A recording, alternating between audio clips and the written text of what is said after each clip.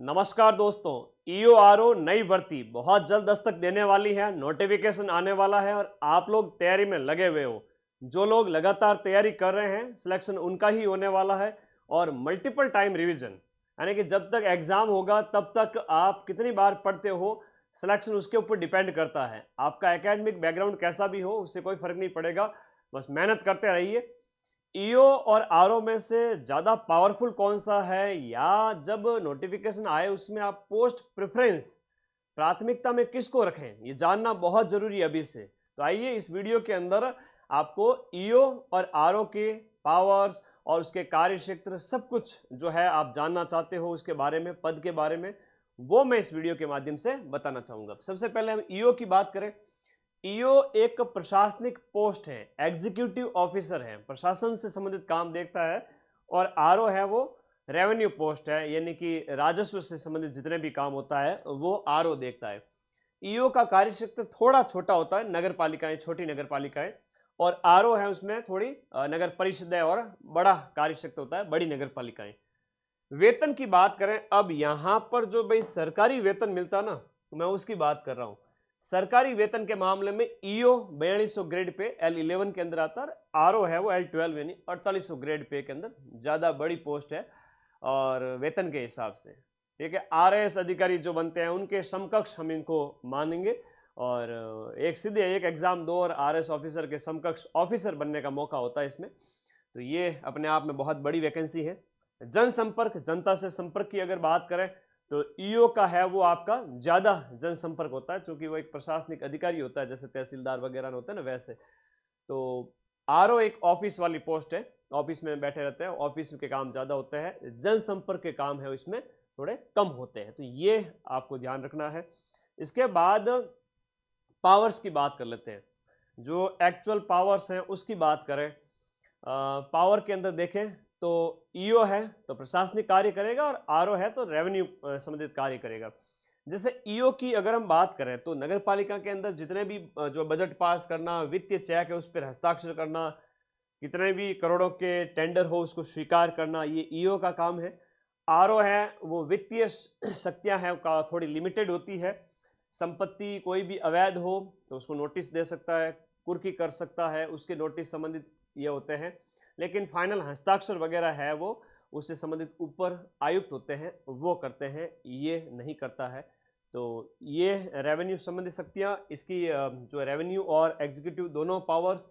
इसके साथ साथ थोड़ा और जानते हैं कि ईओ है उसमें फील्ड और नगर निकाय में ज़्यादा पावरफुल होता है, आरओ है उस वित्तीय और राजस्व मामलों में पावरफुल होता है। दोनों आगे प्रमोट होकर के कमिश्नर और संयुक्त निदेशक पद तक जाते हैं। अब आपको कौन सी पोस्ट चुननी है ईओ और आरओ में से, थोड़ा ध्यान से सुनिएगा।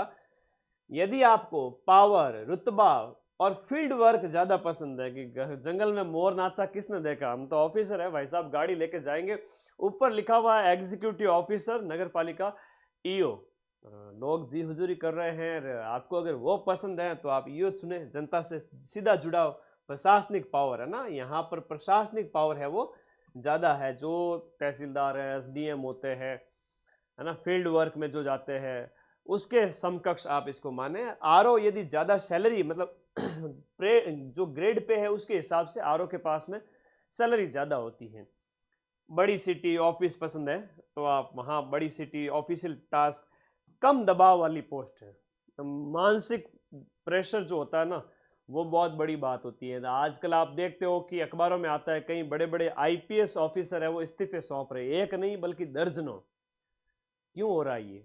अब प्रेशर की वजह से। तो प्रेशर में आदमी बिखर जाता है ना प्रेशर आदमी की उम्र कम कर देता है ना, जिंदगी है वो एक तरह से बिखर सी जाती है। हल्की मतलब पारिवारिक कार्य है, खुद की पारिवारिक और प्रोफेशनल चीज़ें में बड़ा डिस्टरबेंस होता है। तो अगर आपको वो पसंद नहीं है प्रेशर वगैरह तो आरओ चुने, और आपको चाहते हैं कि हमको तो सर प्रशासनिक कार्य ज़्यादा पसंद है तो ईओ चुने। ठीक है, अब आते हैं अपने पढ़ाई करके कैसे हम ईओ आरओ बनेंगे। तो अपना बैच है वो आपको ईओ आरओ बनाएगा और 120 में से 100 से ज़्यादा क्वेश्चंस हम मिलाएंगे, कट ऑफ से भी ज़्यादा। ठीक है, और ये कंप्लीट नया बैच है, एक ही बैच रहेगा। अभी ये बैच स्टार्ट हुए कुछ ही दिन हुए हैं, जो क्लासेज हो चुकी है वो सारी जीरो लेवल से अवेलेबल है। ईओ और आरओ का कंप्लीट ए और पार्ट बी है ना, जिसमें राजस्थान जीके और पार्ट बी पूरा मैं पढ़ाता हूँ। इंडियन पॉलिटी हमारे अन्य सर पढ़ाते हैं, दो दो टीचर्स की मैंने क्लासेस उसमें डाल रखी है और पूरा लाइव बैच है। क्लासेस लाइव मिलेगी, उसके बाद रिकॉर्डेड में अवेलेबल रहेगी एग्जाम तक, कभी भी ज्वाइन करें। लेकिन अभी जो है ऑफर चल रहा है 15 अगस्त का, तो ये प्राइस है वो आपके 1899 की हुई है ऑफर प्राइस में। 15 अगस्त के बाद में हो सकता है कि ये प्राइस वापस से डबल हो जाए, बढ़ जाए। पार्ट ए भी मिलेगा, पार्ट बी भी मिलेगा।